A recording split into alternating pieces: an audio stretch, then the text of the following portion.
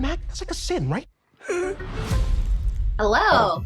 Hey, Savannah, how you doing today? My name is Nigeria Chambers. I'm from Big Go Belt Media. Congratulations, we're getting ready for Reginald the Vampire Season 2, coming back to Syfy May 8th. How you doing today? I'm good, thank you. I love your shirt. Thank you. Appreciate that. It's You're- funny because that's exactly where we're going to go with my first question is you being able to be piped in with the wardrobe department. Mandela don't get too many options. A lot of almost nobody else gets a lot of options, but you continue to style each and every scene. What is that conversation like from scene to scene? Oh, that's a lot of fun. Yeah, it's great. I have so much fun with Angela's wardrobe. It's amazing. The amount of times that like crew will be like, they'll be like come up to like costume and be like, where'd she get that from? Or like, where's that from? They want to get in on it too. It's a lot of fun working with my just the whole like team in general, like hair, makeup, wardrobe. Yeah. I very much like we start having conversations, like they'll start introducing themselves, like you get an email, like right when things get started. And I'm just like right in there being like, so I have this idea and this idea. And thankfully they're so collaborative, which I really appreciate. They really take in all of the ideas and they mix it in with whatever it is they're planning. Yeah. And so it's a really fun collaborative time when I'm there. And they let me put in my like input once in a while, like I'll kind of suggest stuff, and they're not the type of people that are like, no, we're going to stick to this. They're like, yeah, sure. Let's give it a try. We'll try it on. They take a picture, see if it works. And sometimes it gets in and sometimes it doesn't. But yeah, it's a lot of fun. I'm not the feds, but turn the camera to your closet real quick. Let's see if you've taken anything home. Oh. I may or may not have taken a few things home. They definitely have. They definitely there's some things they gave me permission for. Yeah. Some things I may or may not have forgotten to take off. I ain't mad at you. There's like a whole community of folks who are just like aggressively searching online. Like they'll do a screenshot of a certain scene that says, where did this jacket from? Where did that shirt come from? So I don't know if you know, but like, there may be a little bit of a following looking for those accessories online. Maybe you take that to your Instagram. Yes, I love it. See, it's funny. There's a lot of Angela's accessories are stuff that I have brought in, like my own jewelry. I like to do that a lot of the time. If I think something's gonna work, then I'll bring it in, which it's usually like some costume jewelry from like my mom or my grandma, or like something I found at a thrift store, or like at like a market. I love to go to like those, little market and find stuff at like the Tibetan store and little places like that. So it's from all over the place. All right, we'll cut the interview. We'll get to the market together, see what else I can pick up. Seems like you got an eye for fashion there. Yeah. I gotta ask you about one of the funny scenes this season thus far. I've had a chance to check out the first 5. There's a scene where I guess just be frankly direct, is you get to be Sarah. I want to know. When you read the scene, what did you think? What were you channeling? And ultimately, like, what did you think about the end results of it?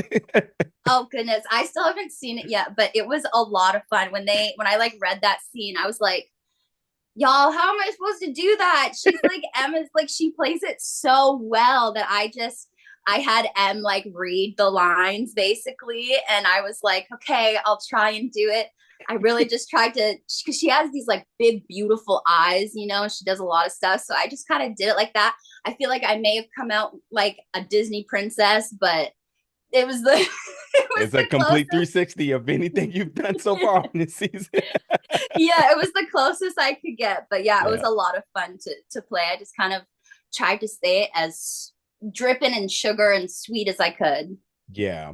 For the second time, I'm kind of combine these two questions. One of the things with Angela is personal growth because of threats involved here, but like there's a personal transformation, and it is tied to honesty and truth and so on and stuff like that. And then also on the other end too, you also have Maurice, who I would say is very much psychoanalyzing everything Angela is doing.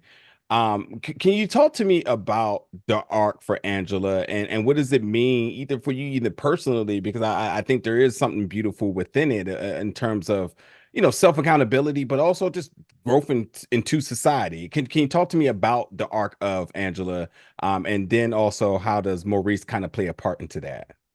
Yeah, I definitely think I always say for the longest time, Angela protected herself really by keeping herself isolated and keeping everyone at a really long arms, distance. That's really how she's been able to stay in power for so long. And the first time she met Maurice, him being human, he reminded her of aspects that she hasn't really thought about in a really long time. And then she ended up disappointing him and hurting him. And I think, whether or not she wanted to admit it, she felt bad about that. But then she also hated the fact that she felt bad about that. Shame wasn't something that she's felt in a really long time. And so I think she was angry and she pushed him away and was kind of, yeah, like mad at the fact that he made her feel shameful for something that she did, even though it really was her fault.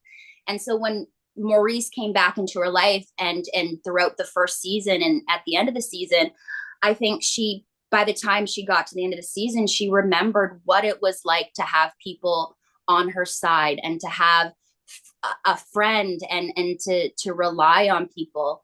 And so throughout the second season, she kind of is dealing with a lot of emotions that she hasn't had to deal with in a really long time. And it makes her feel incredibly vulnerable. And vulnerability is sometimes it can be a really icky feeling. And I think that's kind of where Angela sits the majority of season 2, is this idea that people are counting on her. She has to count on other people. But then at the same time, other people can disappoint you and they can let you down, but you can also let other people down. Yeah. And it was just a really difficult thing for her to go through. But at the same time, Maurice, you kind of see it from the almost a difference from Maurice and Angela's relationship the first time around, how Angela was trying to keep Maurice in check. And now you see Maurice trying to keep Angela in check. But at the same time, I find there's this beautiful thing with them where even though they're trying to keep each other accountable, there is a friendship there and an acceptance. They accept each other for who they are. And they're not trying to change the other person. They're just trying to be like, hey, you got to take exactly what you said. You have to take accountability for your actions. I'm still going to love you, but you do need to be accountable for your actions. And there's this beautiful, just a respect between them. And yeah, I think they just really respect each other as people and who they are and as friends. And that's kind of one of my favorite things about their relationship. Mine too. That's such a beautiful answer, and I'm glad we can end on that note. But hopefully we get to talk again very soon, Savannah. But until then, folks get to check out The Return of Reginald the Vampire to Syfy May 8th. I hope you have a good beautiful rest of your day. Thank you. You as well. It was really great talking to you. Really great talking to you too. Thank you so much for your time. Bye. Bye.